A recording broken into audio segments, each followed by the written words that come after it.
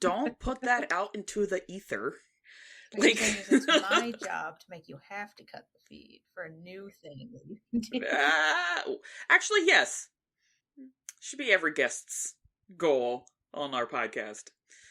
If you don't make us cut the feed, you're doing it wrong. All right, welcome to Booked All Night, the podcast where hot takes meet craft notes and nobody gets any sleep these days.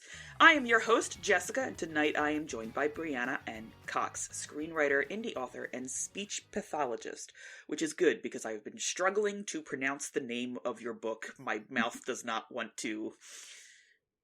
I'm like, okay, so indigenous, So if you could tell our viewers real quick how to pronounce the title of your book. It's pronounced indigent, and I picked a word no one knows on purpose, so you're fine. You're good. You should have that. Perfect. I was like, I can think of 16 ways to Sunday to pronounce this word, which is an unfortunate side effect of taking your education in the English literature department. You're like, 50 ways to Sunday. Well, before we talk directly about the book, we are actually going to play just a little game of now I really can't talk. We are going to play a little game of superlatives. And it's basically just like standard yearbook fare. So the first one is, of the characters in your novel, who is most likely to survive a horror movie? That is very tough because I guess light spoilers, they're not very good at it in general. Since it is a horror book, I guess I'll say the main character's mom, because she is a black woman in her 40s. That's a pretty good demographic for people who know what to do in a horror movie. Mm-hmm. True facts.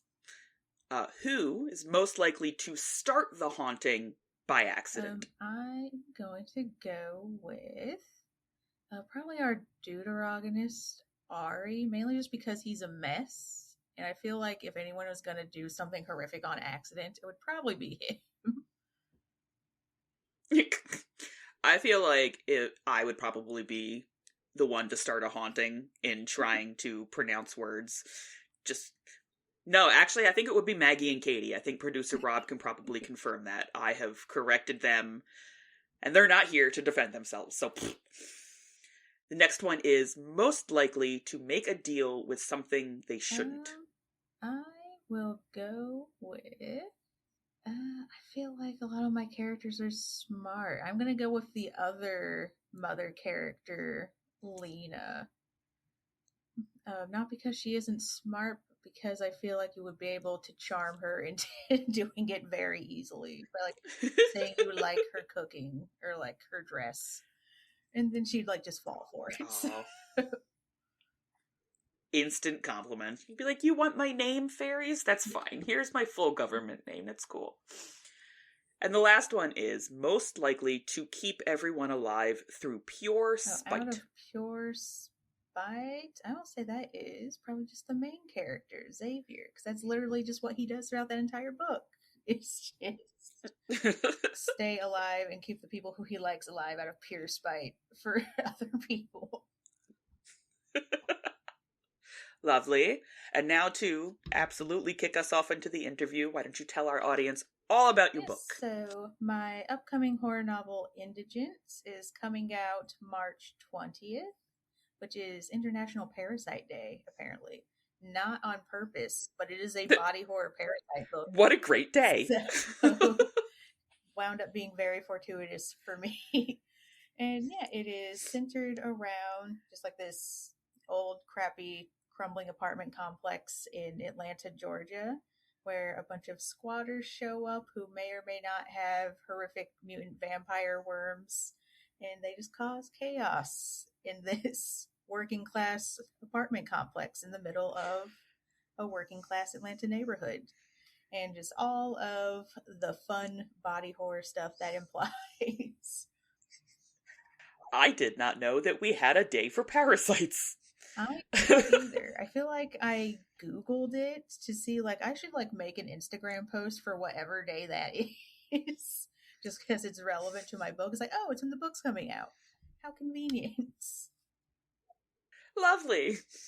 Celebrate International Parasite Day by reading Well, it's Indigent. Parasite Awareness Day, so be aware. Parasite Awareness Day. I missed that. Okay.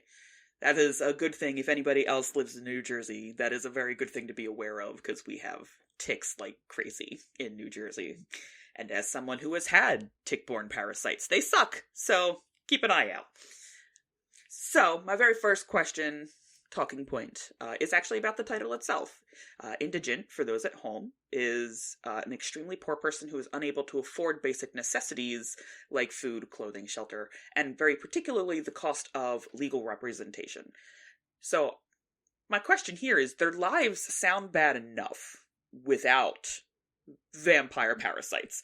Why put them through a horror story? So this book was inspired largely by like me working in healthcare and like working in specifically home health, where I'm just ping-ponging between areas of like really like high economic access and like non-existent economic access. So like I'll go to like a mansion and then I'll drive an hour out and I'll go to like a trailer that doesn't have running water. And like both of these people need medical care, both of these people need help. And just seeing the disparities between those two things. I don't want to gross people out too much, but it is specifically inspired by a maggot-related incident. Where it's like, and just the question of like, why didn't you get help for this maggot-related incident? Well, because I couldn't afford it. I didn't want to. And just like looking into just trying to be more like empathetic with this situation and not just be like, you're stupid for not getting health care for an obvious problem. Like, what is prompting people to not get help for an obvious problem? And just trying to really sit with empathy for those kinds of people who feel like they don't have options. So yeah, technically, I guess I didn't need to make it a vampire parasite story, but I also wanted to make a vampire book, so I decided to combine those two things together. Just smush them together, just like, now kiss. I love genre blending. It's always fun. So there are so many places in the world, unfortunately, like the apartments that you've described. How did you build such a haunting sense of place? Like, what were your references and things? I was really inspired, like I want to say like first and foremost, by some of the more foundational vampire literature that came out in like late 20th century, early 2000s. So Salem's Lot is the obvious one, where like it's called Salem's Lot. It is named after a place. A sense of place is very important in that book. And then also Let the Right One In by John Ashby Lindqvist, which is, I think it was adapted into a movie called Let Me In, but he's like Norwegian, I'm pretty sure. But that was much more like urban fiction inspired. So like they are in urban Stockholm and like a vampire shows up and it's just, here's a vampire living in urban Stockholm. So that's contrast in like the content and the setting, where it's like this ancient vampire with like just modern architecture and just modern urban problems. I really resonated with when I read that an undisclosed amount of years ago that I don't say. So those are the two big like literary inspirations, I think, just when it came to getting that sense of place and really firmly rooting it in that location. So like this story could not happen in some other place that operates in a different way. So I wanted to make sure the location was incredibly important that way. Yeah. Also, I think horror specifically as a genre, the place and the setting are so intrinsic to it. Because, like, could you imagine like a horror movie set in like a Disney park? You know, like it's so happy and go lucky. Like you would really have to twist some things. I mean, there are horror books, horror stories set in abandoned amusement parks, but like something that was, you know, not inherently frightening at first, I don't think could really carry it. I think there is a horror movie set in Disney. I also think I didn't like it There that much, probably so I is. don't remember what it's called. So I feel like there might be one. There's at least one. We're going to go hunting for it when I'm done this interview, and it's fine. My last question of this section is, what do you want readers to take away from the tension between survival and consumption in this particular book? The main thing I want readers to take away is, like, I guess if I want to be pithy, I can just say, like, I want you to feel like you have worms and, like, feel bad about it. But just generally, I, like, wrote this book as an exercise in, like, empathy. So having empathy for, like, certain characters or certain demographics, like, fictional and real, that we would write off for, like, being stupid in real life, essentially. So just, like, take away, like, the moral that you should probably extend more grace to people who are in these situations. But yeah, I also firmly believe in, like, death of the author and stuff like that, so they can take away whatever they want from this book. Yes, I firmly believe in reader response. I bring it up every single episode we have, where it's like, you bring yourself to the text. So if you take something away that I didn't intend for it to be there, great, let's talk about it. I also do want to add in that, like, people that are often in that demographic, or even people who are chronically ill regardless of their income, it's very difficult to juggle everything that is wrong with you. And so it's like, if you had a wound on your leg but it wasn't bothering you, but you had, like, you know, you were missing your arm, you'd focus on the arm. And I think some people don't maybe understand that. They're like, but your leg is bad too. I'm like, yeah, but I don't have the space for that in my head right now. The arm is pressing. The leg is not. Compartmentalization there. Yes.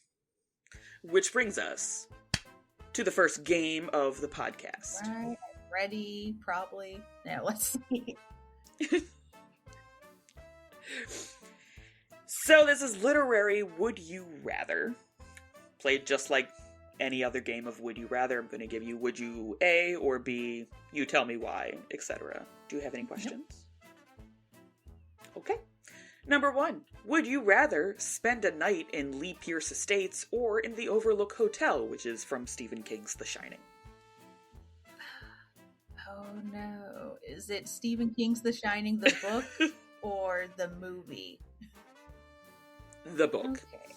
They're, like, more racist in the book. I guess I'll go with my apartment complex. Because there's no racist ghost in the apartments in my book.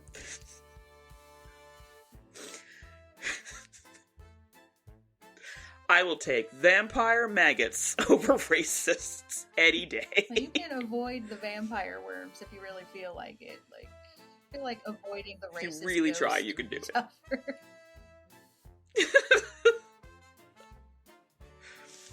Would you rather read a book that ends with everybody dying, or one that ends with no answers at all? I will go with the first one.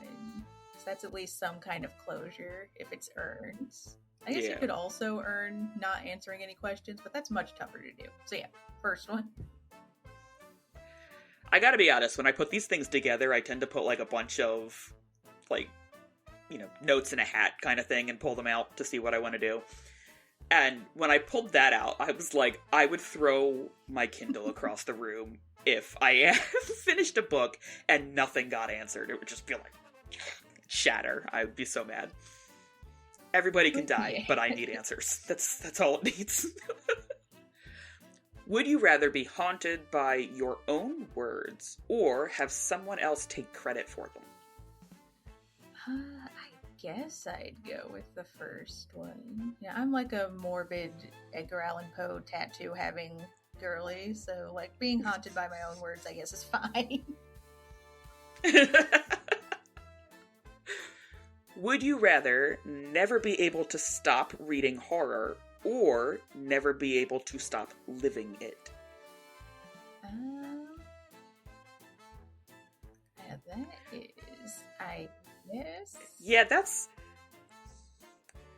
Given the recent state of things... Yeah, I feel like there's not much of a, like, would you rather there. Yeah. I guess I would rather stop reading it than it being IRL, relatively. But that also doesn't seem like an option right now, so maybe. Yeah, it sure doesn't. And the final one is, would you rather your protagonist betray you or save you? My protagonist is a very sad boy, and I feel like betraying anyone would be very hard on his sad boy psyche. So I'll go with I would rather be saved by that person. Which brings us back to questions. So this next section is for anyone who has been a fan of the podcast, or if you're new here, this middle section is about writing, reading, and craft questions. Your work highlights overlooked demographics, as we discussed at the beginning, with some dark humor and some empathy that I found in some reviews. How do you strike that balance between horror and humanity? For me, I have really kind of just landed on the explanation that I don't think horror is a genre, really. I think it's just a lens that you can see things through. So any individual person can find any individual thing horrific, really. It's just a matter of like explaining that and eliciting empathy from other people who don't understand yet. Mm-hmm. So I actually think it is pretty not easy, but like it's intuitive to create a character who has their own fears for their own reasons and have that feed into the horror, just because horror is inherently about trying to explain why something is scary to people who may not get it. Do you think horror then is like a better genre for exploration of perhaps life than other genres? I'm not sure I would say it's a better genre. Like, obviously, for me, I'm a speculative fiction writer, so I think it's the more interesting one. But yeah, I think horror is just like, because it has such this external reputation of already being like kind of weird and niche, I think horror is much more open to discussing these like ideas that we're not supposed to be talking about. So it can be like weird horror things. It's like, yeah, we probably should just not talk about that. But it could also just be like social marginalization that everyone's kind of just swept under the rug. Where because horror deals in the taboo, it is much more open to actually addressing that kind of thing, which is why I was really drawn to it when I started writing, I think. That's great. You also come from a screenwriting and playwriting background, so how do you approach pacing and tension in your prose? Like, do you find that different at all? Yeah, it is super different. Like, my like book writing process is like very weird and roundabout, where Indigent was a screenplay first, like a film script, and like it did well, like accolades wise, but surprise surprise, no one wanted to give me like $2 million to make a cannibal movie.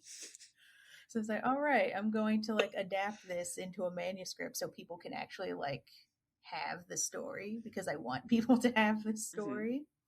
So it's gotten to the point where I essentially just write a film script and I use that as an outline for a book to expand on more.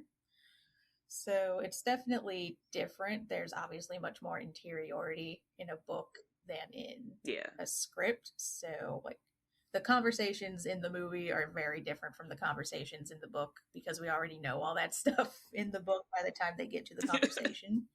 So it's allowed me to really expand on stuff a lot more in a way that's super enjoyable.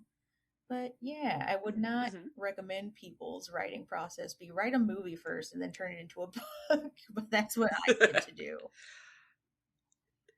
It's oddly enough similar. So I am very good at writing dialogue. right now I'm not very good at talking. A very poor thing for a podcast host to have an issue with. But dialogue comes much easier to me. And so there are some things where I have written out all of the dialogue of, at the very least, like the next couple of chapters. And then I go back through and I'm like, there should be some action and some description in here, because otherwise my writing starts to feel a little like Frog and Toad, where they just go back and forth and tell you exactly what's happening, kind of thing. So, you've had a great many fellowships, and what would you say is one lesson from those experiences that has shaped your storytelling the most? I think the thing that, like, you take away from any, like, lab or fellowship or, like, incubator or whatever it is you're doing is the idea that, like, your work is not going to be for everyone, but you do have the opportunity for it to really resonate with whoever it is for. So all of these different, like, labs and stuff like that are very, very helpful in helping you really narrow down who it is you're trying to get this story out to, and who you're trying to speak to, and who is, like, the audience for what you're making. And they also get you very, very good at just being okay with your, like, story not being for someone else. So, like, oh, we got feedback from this person, they didn't like it, too bad, it's not for them, I'm going to go with this other person who is more interested. And just giving you that opportunity to just, like, take rejection easily and let it roll off you and then keep going. Audience theory. Oh, I heard the word audience, and I do love audience theory. It's just... So, my first off of that is, like, who would you say is your ideal audience? Yeah, for right now, I do not want to go down a rabbit hole with this one. I have also been going off, like, on my social media about audience stuff and, like, being specific about an audience and picking the audience and picking the lens that the audience resonates with and all of this stuff. So I think the audience for Indigent actually wound up being fairly broad, because it's just, like, people with medical trauma, which is almost everyone in the United States, which wasn't what I initially intended the audience to be. But, like, I started getting, like, advanced reader reviews back, and all of them were, not all of them, but, like, most of them were very, very, like, connected to that idea. Like, some of them even gave, like, borderline TMI, like, this is why I resonate with this. Here is my medical trauma story. So it's like, all right, this is an idea that really connects with people in a way that I did not expect, really. Because I initially had it be like, oh, this was for, like, people of color, essentially. So working class people of color. And it still is in my brain. But it has resonated with far more people than that, now that it's actually out in the world. And I am not going to complain about that. So my second point to jump off of that is, have you read, it's a craft book, it's called Craft in the Real World by Matthew Salesses. I have not read that. I've read his fiction before, and I want to read his craft book, but I have not gotten to it yet. So one of the great takeaways from that is that he critiques the Iowa workshop. For everyone at home, if you don't know, the Iowa workshop is pretty much your standard creative writing workshop. You bring your writing, you, the writer, don't say anything, and everybody talks about it around you. And there's a lot of failings with it, from, not being able to interact and defend your work, or to ask for somebody to kind of, like, further that. But the workshop itself is inherently very white. So if you are a person of color, or someone who is not white American, and you bring your work in, and you have... His example was a Korean man writing about kimchi.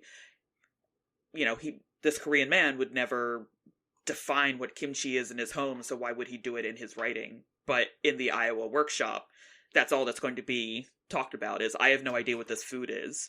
And so you have to define it for that audience.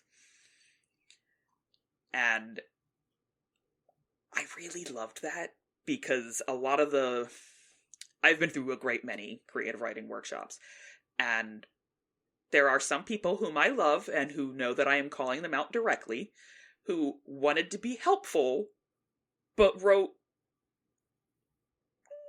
pretty harmful stereotypes of people of color. You know, and immigrants in general, and Italians that speak like Mario and Luigi kind of thing. Yeah, and it's like, I know that you're trying to help, but it's not your place. And one of them, and I will never forget this one, but one of them was just like, you know, I sat down to dinner with my African-American family, and I'm like, no one would ever say that. Not a single person comes up to you and introduces themselves by their skin color because you can see them. You don't need to do this. What is going on? And then this last question in this section actually comes from our Discord server from Arlo Z. Graves, friend of the podcast and an author. They are interested in how you approach screenplays versus prose. They noted that a script looks a lot different on the page than prose would, and I think we did talk about it a little bit earlier, but they specifically wanted to know if your process for building an actual story was different, screenwriting versus a book. I would say that it is fairly different just because what you are prioritizing in a screenplay in like a visual medium is going to be different than what you're prioritizing in a book. Because, like, in the end of the day, you're not writing a screenplay to be, like, bound and, like, put in a book for people to read. Like, you're writing a screenplay to be a blueprint for something else, to be, made into a final product. So a screenplay is not a final product. It is essentially the outline for one. So screenplays are much more, like, concise. They're much more focused on imagery, obviously. They're much more focused on trying to get across exposition, like, naturalistically in a way that you can very easily do in a book just because you have prose and you can just explain stuff however you want. So what is prioritized with a script is going to be very, very different than what's prioritized in a book. So Indigent specifically is written in like a stream of consciousness style writing, which like you can kind of, I guess, get across in a script if you do a bunch of director's notes. But lots of people do not want you to do a bunch of director's notes in a screenplay if you're not directing it. So it has to be much more pared down in many ways.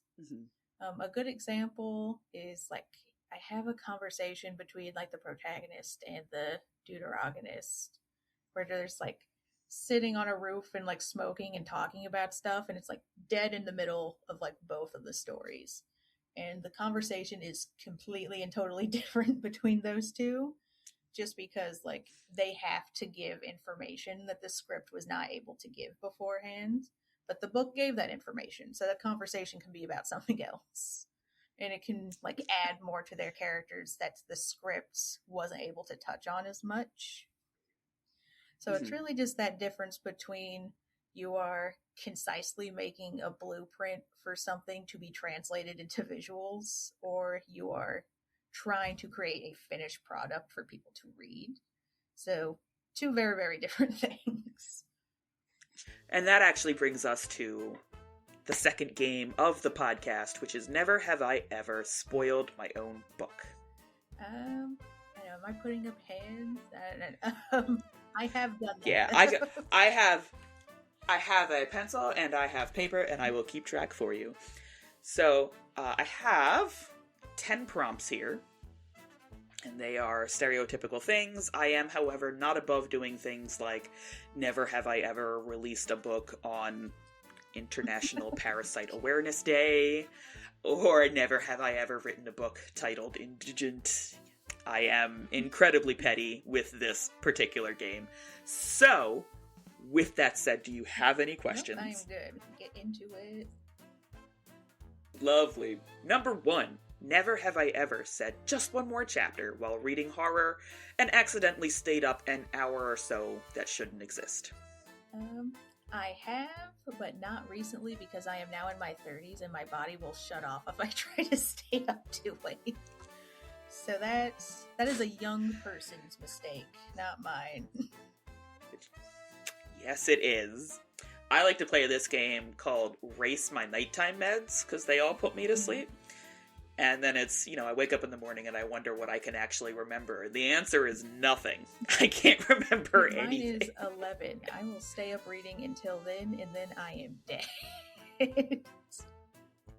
To the world. Just out. Number 2. Never have I ever read a horror book at night and then become convinced every sound in my house was something supernatural and personal. Oh yeah, definitely. I read Buffalo Hunter by Stephen Graham Jones. I think that was the most recent horror book I've read. And I read literally just the first 2 chapters. Nothing scary even happened yet. And I had horrific nightmares. And I woke up in the middle of the night and was freaking out. Which I guess is an endorsement of that book. Right? Sometimes I read spooky books like I'm not alone in the house, I could read that, it's fine. Oh, the sun is down. Okay. Never have I ever finished a horrifying scene and had to sit in silence because my soul needed a loading screen. Yeah, I have done that before. Yeah, Indigent is a cannibal book, so yeah, that's kind of a given. Yeah.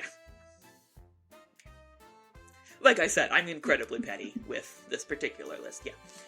Never have I ever Googled something for writing research that would absolutely put me in a crime documentary. I have, not for this book, conveniently enough. My partner is a zoologist, biologist, whatever, so I literally just had to ask him a bunch of terrifying parasite questions, and he would just tell me, so I didn't have to put that in my search history, which is good. On one hand, hooray! On the other hand, now you're haunted by the knowledge of all this parasite information. So, as you are on, I keep smacking my mic, as you are on number 4 that you have done, I do have to let you know, because I think I forgot to say it at the beginning of it, if you have done 5 or more of these things on this list, you have to spoil something from beyond Act 1 of your I'll book. pick something. Yeah. Yeah. With that said, never have I ever checked locks, windows, or closets after reading a horror book. I've never done that because I don't check locks and windows normally. I'm awful at keeping things unlocked. You're like, whatever. They get me. Never have I ever developed a problematic crush on a horror character and defended them like a lawyer. No, that one's not fair. So the answer to that is yes. Yeah. So you said after the first act. Yes. So I guess I could be very, very basic and be like, oh, the main character does a cannibalism, but also that's on the back of the book, so I don't think that's a spoiler.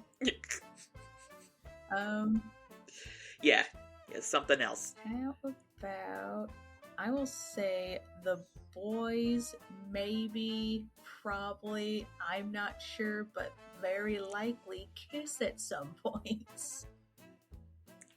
Yeah! Now, how to get Maggie to read horror. Make it gay. Finally, I'm gonna get Maggie into scary books. Oh, if we're going back to the difference between our screenplay and our book, the book is so much gayer than my screenplay. It's kind of ridiculous how much more gay the book is. Put that on a t-shirt. The book is so much gayer. That's how I'm gonna get Maggie into spooky books. Get her into gay spooky books. And just to finish out the rest of the stuff, that I no longer have to keep track. Never have I ever had to physically walk away from a book or my laptop because the scene was too much. I've only done it once, but I have done it before. with the American Psycho book, which I have still never finished. Never have I ever reread horror as a comfort media because the fear was familiar. I feel like all of my comfort media is horror, so yeah, I've done that one. Yeah. Never have I ever judged a character for going somewhere dangerous while knowing I'd do the same thing for plot reasons. Have I ever judged a character? I try to be nicer about that. So I actually don't think I have.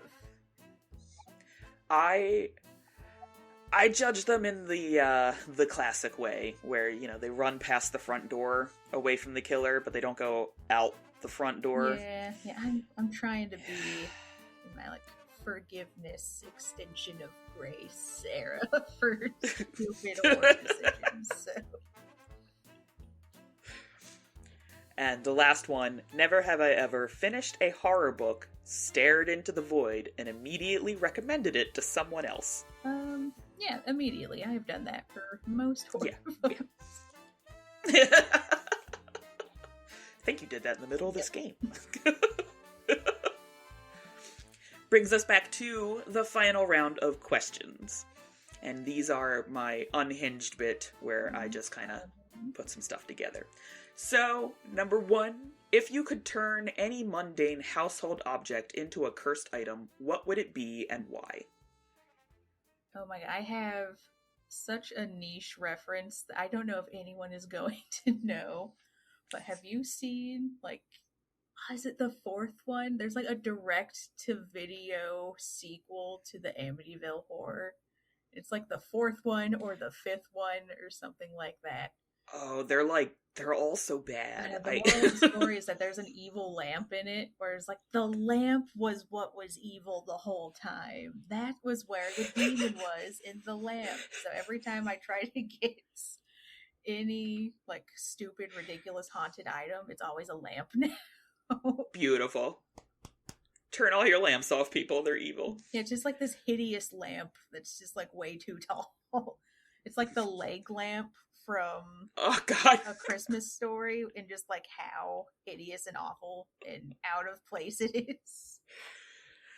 What is the most inappropriate snack you could eat while reading Indigent? I am going to go with the obvious answer of gummy worms, but I feel like any food would be very inappropriate. And the final question. If you had to survive a night in your own book, could you?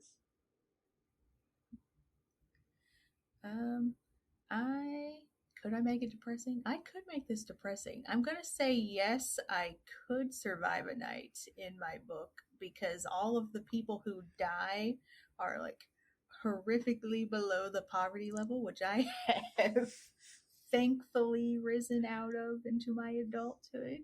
So I'm not going to be targeted by the roving nomadic band of cannibals that eats, like, poor people who no one cares about, thankfully. Good news, I think.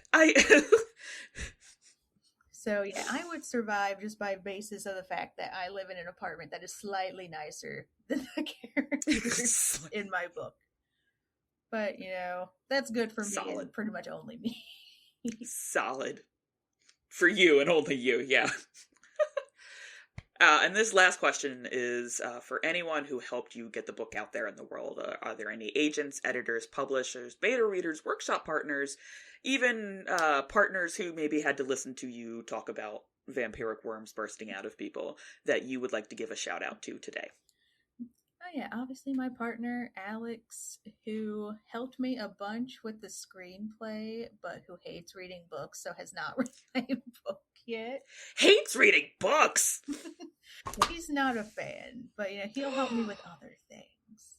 I've had too many editors for this one. There's Dominique and Kelly and other Kelly. I've had 2 Kellys help edit this one who are really cool.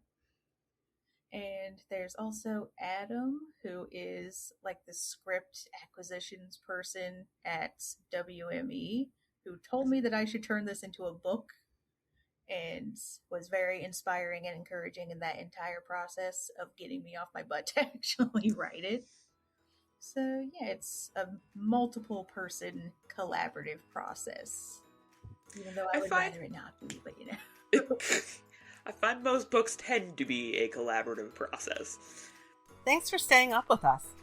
Follow us on Instagram and Threads at BookedAllNightPod. Drop a comment to let us know what you thought of today's show, and join our Discord server for giveaways, excerpts, and more. It's still in the works, but we're aiming for 100 members. Catch our live author interviews on YouTube and leave a question for our guests on our Discord server. Check out our shop and website at bookedallnight.co. That's bookedallnight.co. And if you're loving the chaos, don't forget to rate us 5 stars. Until next time, booklets, and remember to stay booked all night.